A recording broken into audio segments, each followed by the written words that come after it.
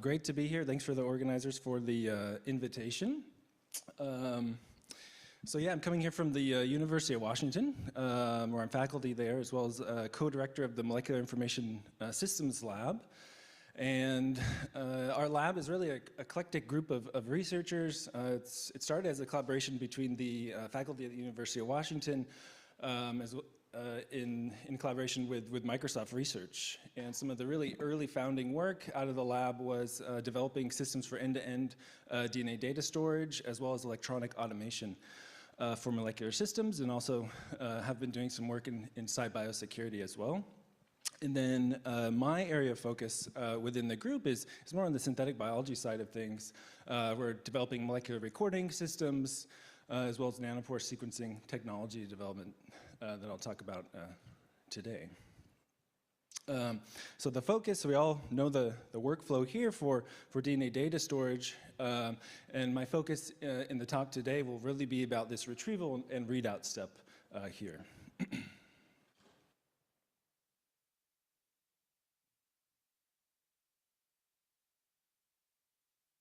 Clicker again. Okay. All right. So if we imagine, I think we'll all agree that a scalable DNA-based data storage system is going to need efficient file retrieval. And so you can imagine sort of performing retrieval using various sort of hierarchies of addressing. You know, going from something like physical addressing at the exabyte to petabyte scale with things like racks, and then working your way down to lower levels. Let's say at the file level, where actually you're probably going to want some sort of chemical-based addressing. So if you're looking at sort of what is the most popular form of random access to retrieve specific files from a DNA database, traditionally PCR has been used. And PCR, of course, is an amazing technique. This is one of the great advantages of working with DNA is the ability to make copies of it and amplify it. But it does come with some potential downsides if you're thinking about using it in the context of DNA data storage. So one is it's time and energy consuming, right? So PCRs on the matter of 30 plus minutes, often over an hour, several steps as far as pre and post purification. And then I would argue it's also relatively inflexible, and that your sort of, your addressing considerations are really just based on primer design and really just thermodynamic parameters that you have to tune there, as well as limited multiplexing. So if anyone has actually done multiplex PCR, it's possible in principle, but it requires quite careful primer design, and so I would say relatively difficult to do in practice.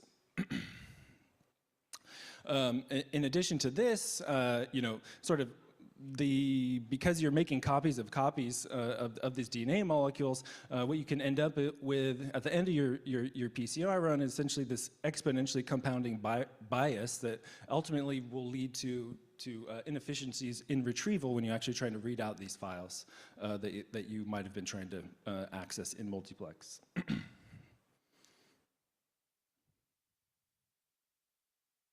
Okay, so let me go back real quick. So can we do better? That's sort of the motivation here for the project I'm going to talk about. Can we develop an approach that's lower latency, isothermal, right? That would be a really nice feature to have, more energy efficient. Could we do more easily multiplexed access, as well as just maybe more flexibility in the way that you have, in the ways in which you have to tune your parameters, for example, to perform other operations in addition to random access.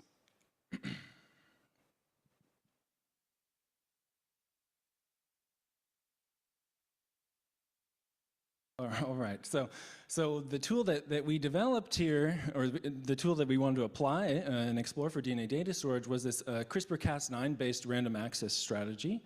And so for folks that are not familiar with Cas9, so it was evolved as part of a bacterial immune system.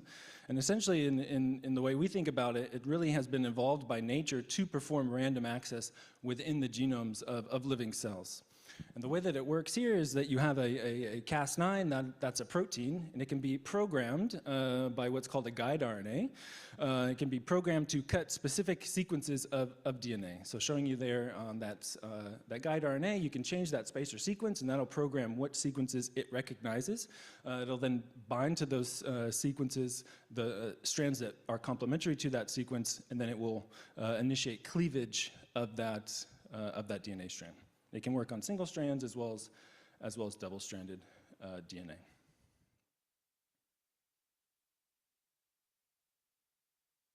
Okay, we got this clicker's acting up again here. Okay, so we got so this is our workflow that we developed here for a Cas9-based random access. So you have your digital file database. You do encoding and synthesis. I'll show you an example here. This is an example of our strands that we actually designed. So pretty similar to what many other folks use here. We have our payload strand. At the very ends, we have universal primers that are flanking those. They can amplify the entire database, and then within that, we have a unique file address, and that represents the Cas9 targeting sequence. Okay. All right, so we can so you synthesize these here. Yeah. Okay, and then a little bit of a different step here. We then take these double-stranded. You can single-stranded fragments. We turn them double-stranded, and then we circularize them by inserting them into another piece of DNA. We call that a splint. And after that library has been circularized, we then perform rolling circle amplification. And what that does is it converts each of those circular strands into long double-stranded concatenamers. Okay? And then we dephosphorylate them. And that's important. I'll get to that in a minute. And then essentially, once you've done that, they're ready for storage, okay? So this seems like a few extra steps compared to a traditional data storage pipeline, and it is, but as you can the caveat here is like, this is all before retrieval, right? So you consider these offline as far as taking into account the latency here. Okay, and then when you actually want to perform retrieval, what you do is you can take your pool, you add in your Cas9 protein with the specific guide RNA address on it. What it will do, it will specifically cut just the files, just the strands with the files that have the addresses that match that guide RNA that you programmed it to have. So it'll just cut those strands. And what that ends up doing is exposing 5' phosphates on those strands, which then when you take this pool into Nanopore sequencing adapter protocol, only strands that have been cut will have adapters, Nanopore adapters ligated onto them. And then you can take this pool and add it to a Nanopore sensor, or a Nanopore sequencer here, just like a MinION I'm showing you here. And essentially what that means is only the files that you wanted to access will be read out. Essentially all the other strands within that pool are invisible, so you're not wasting any sequencing capacity on strands that you did not want to retrieve. And why do we do this RCA step? Well, one thing that is nice about this step is when you sequence these long concatenamer strands, what you end up with is reading that same sequence, that same payload sequence many times. And so for each of those long concatenamer reads, you can essentially do much better error correction by doing consensus-based base calling based on each individual concatenamer fragment that you read. And that can increase your accuracy considerably. Okay, so how does it work in practice? So I'll show you a few different experiments here that we performed. So we took 200 megabytes of image data. It was encoded in 1.6 million total unique strands, split across 25 files. And each of these DNA payload strands were given file-specific Cas9 addresses. Okay, so here are the results from one of the first experiments we did. This is a 3-way multiplex random access, showing you here essentially number of reads that correspond to each of the different files within that pool. Okay, and this compared normalized by a baseline, so we call that the enrichment score. And so, I'll keep in mind, and it's a log scale there on the left-hand side. So in this first experiment, we're doing 3-way multiplex random access, and so you can see, we're getting our targeted files, orders of magnitude above the files that we did not want to retrieve. And the important thing here that I didn't mention is for this Cas9 incubation step. You're really just taking that pool, you're adding that Cas9 with the guide RNA, and it's 1 minute of incubation before you go into the sequencing prep. So it's it's just, you can do it at benchtop, you can do it at 37 degrees. So essentially minimal time is added to perform this random access. Time and energy is needed to do that. So big difference from PCR. This is 12-way random access, so 12 different files. You can still see performing pretty good there for the blue files are the ones that we're trying to access, and then we push it up to this one is 20 file random access. On average, it's doing very good, but you can see we did drop out a few files. But we still think this is a pretty promising techniques because we weren't really optimizing for guide RNA addresses and things like this. But we think this is superior multiplexing compared to what you can do with PCR with fairly minimal effort. So if we go back now and compare this, sort of the advantages of this Cas9 approach, like I said, much faster, much less energy intensive, and also you have, I would say, more flexibility, more tunability in the way that you actually can perform this workflow, in addition to the greater multiplexing. So when I go back to tunability, I'll show you what I mean. And specifically, I mean one aspect is kinetic tunability. So the plot here is showing you a single file random access. We're just trying to get file 10. This is showing you fraction of total reads that we retrieve after doing that 1 minute Cas9 based search. But if you let this search proceed for longer, this incubation of Cas9 within this pool up to 30 minutes, what you start to see is you start to get more retrieval of files that you were not targeting.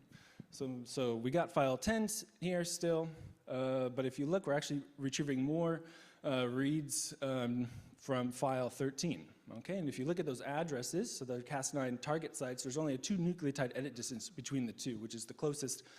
File 10 and file 13 are the closest to each other within that pool. So what that means essentially, a shorter incubation time, you can get a more exact search. Longer incubation time, you could do a less exact search for more hits. And if you think where this might be, a feature like this might be needed, or an attractive feature would be for something like content-based search, right? If you had a database of, in this example, database of images, you want to retrieve all the images. You don't know what's in the database, but you want to pull out all the images, let's say that appear to be a plane, right? So you do a content-based similarity search. You could think about it like that, right? And so the way this is done, essentially, if you can just learn a hash function that maps similar inputs to similar addresses, and the opposite for dissimilar inputs to have dissimilar addresses, this is one way you're able to do that address-based search, but you're essentially retrieving results now that are semantically. So how do we do this? Can this be done in DNA? And so it has been done. It was published a few years ago by other researchers within our group at UW. In this paper here, molecular level similarity search brings computing to DNA data storage. And the way that they did that was through DNA hybridization. Okay, and essentially they took image features and used a deep neural network to map those into DNA sequences, such that similar images had similar similar image features. Similar images had similar DNA sequences that their addresses were similar in DNA sequence space. So this allowed you to use DNA hybridization to be able to fish out semantically similar files within that database. And I think the really impressive thing here is that this DNA base, you call this search or a filtering approach, it actually approached state-of-the-art algorithms in electronics at that time. So one of the downsides, though, with using this hybridization approach was that it needed to be essentially go to thermodynamic equilibrium, which required this 24-hour annealing step. So you're starting at a very high temperature, and you let it go 24 hours, slowly cooling it in order to get these impressive results, right? And so we are inspired by this work to essentially, okay, can we do the same sort of content-based search, but using our Cas9 approach?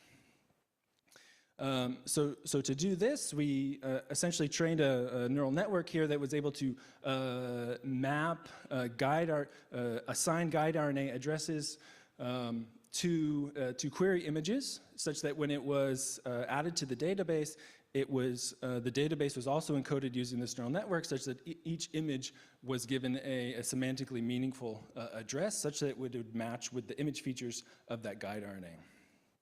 And we didn't have to change too much of the previous pipeline, except for this, we had to use this Cas9-based cleavage predictor in order to train this model. And that was out of the Finkelstein lab there. And then, so essentially this is what the content-based search, similarity search now in DNA using Cas9. This is what this workflow looks like here. So you take your image database, you put it through your encoder that assigns Cas9 addresses, sequences to image files based on their image features. Then you would take your query image, you put it through the same encoder, which then essentially takes that image query, turns it into a Cas9 guide RNA sequence. You do that 1 minute incubation step, go into Nanopore sequencing prep and sequencing, and then ultimately retrieve your files. And then with the potential here, based on the previous results that I showed you, you have some tunability in what type of results or how wide of a search do you want to do based on how long you actually perform that Cas9 incubation.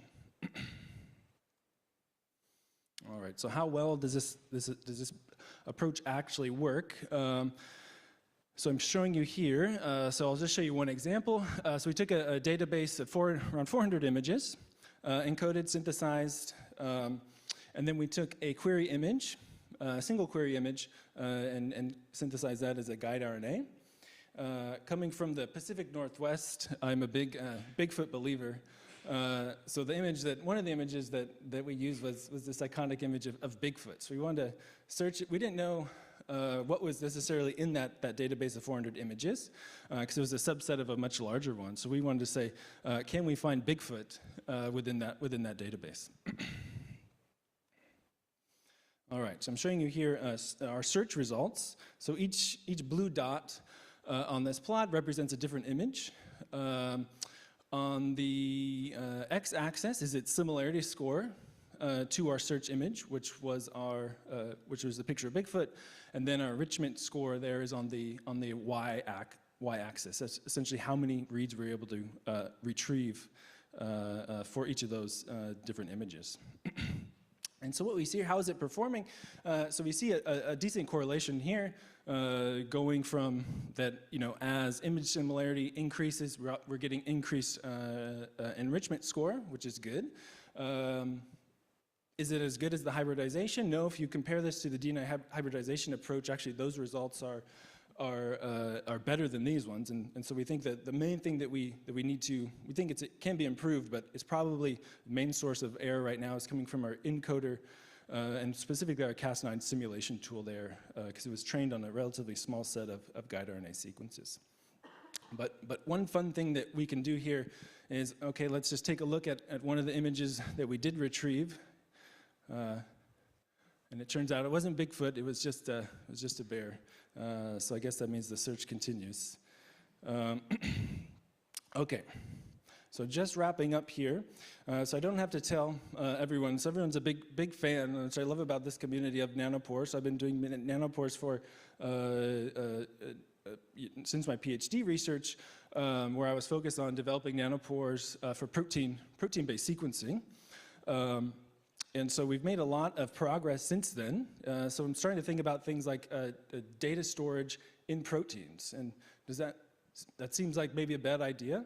Probably is if you ask Francis Crick here. So he described the central dogma, and he has this in this paper here, and he had this line which I like. It says, once information has got into a protein, it can't get out again. So this would be probably, if you took those words, that would be bad for data storage, right? So this is essentially the information flow as Crick described it, DNA to RNA to proteins. You can make copies of DNA and RNA. You can go backwards from RNA to DNA, but you can never make copies of protein or go back into the sequences that coded for it. And so what we've been developing, though, is an approach to use nanopores to directly read out single protein molecules. Okay? And so we recently published on this last fall, and we're able to actually now extract sequence information from synthetic protein strands.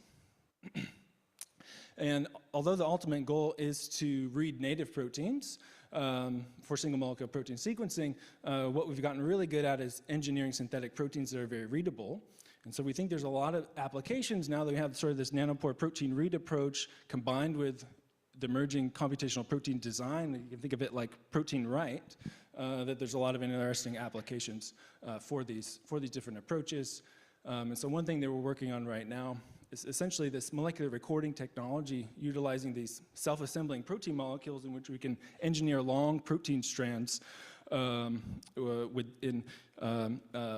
self-assemble into these long chains in which you can represent information, and then we can decode these using our nanopore approach.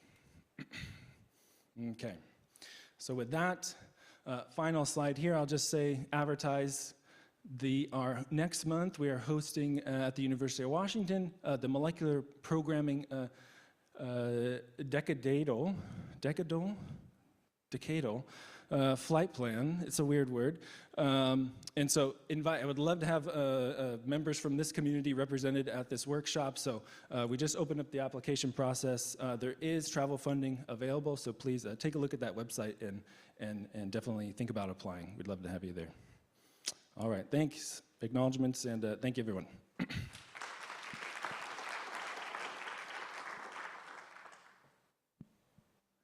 Thank you, Jeff. That was brilliant presentation. Thank you. I think we have time for one, maybe two questions here, so do not hesitate. Any question, guys? Yeah. Thank you for this very nice talk. I'm curious about the protein sequencing. In my talk, I hope that we can, store data in vivo, and you presented actually that the next step would be to sequence the proteins that could be expressed, or how far we actually, how close are we to have commercial protein sequences, and what do you think will be required for this? Yeah, so I think, as I mentioned, we've gotten really good at engineering synthetic protein molecules to be sequenceable. So we're at the stage that we can routinely and very easily sequence out specific protein constructs, which can be expressed in vivo, and you can engineer them together in different ways. And the important thing here that I didn't mention is the protein sequencing approach that we developed. We're just doing it on the Oxford Nanopore's commercially available platform. So essentially, that nanopore platform is already available, and you just need to essentially get the chemistry on that into that flow cell, and you'll be able to replicate this and actually start reading out these proteins.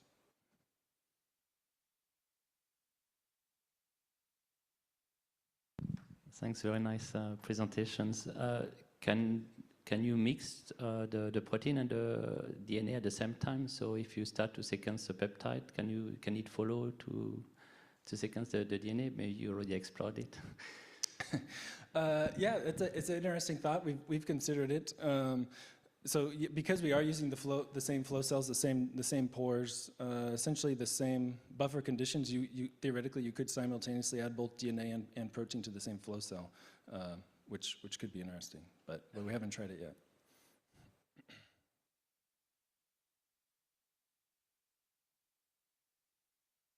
Yeah. Okay. Last question, and then we move to the next speaker. Yeah, thank you. It was a really great talk. I had a question regarding the first part of your talk where you had these 25 files encoded with a million strands. And you show here the recovery of the files, but did you look at the dropout if you lose some strands in the process from these files? Yeah, we did. I didn't include it here. So for the lower multiplex experiments, we're able to get essentially near complete coverage. I think something like 98% recovery of all the oligos, and it's about 60,000 per file. For the larger multiplexing, we just didn't sequence to enough depth to really recover all those, but it does look fairly uniform, or normal distribution as far as what you're able to achieve there. All right, thanks again, Jeff. I let you continue the talk with Jeff tonight on the dinner, okay?